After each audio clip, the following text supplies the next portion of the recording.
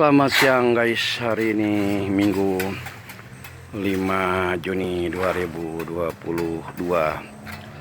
Saya ada di Gubuk Betawi, tepatnya di Empang Gubuk Betawi, sedang menyaksikan pembuatan tiang-tiang cor, sedang mengcor tiang-tiang saung Gubuk Betawi.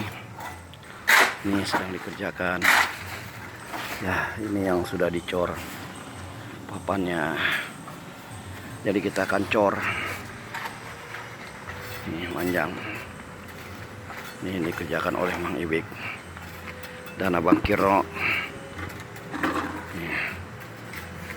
Di tiang-tiangnya dulu kita pasang.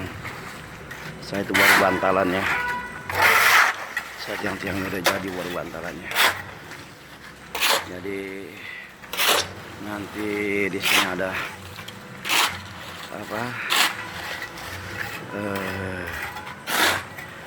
Betawi, saung Betawi ya, yang dihiasi oleh air mancur.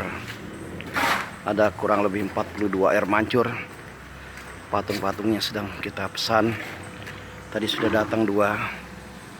Kita pesan di Yogyakarta patungnya. Untuk saungnya kanan kiri. Nih.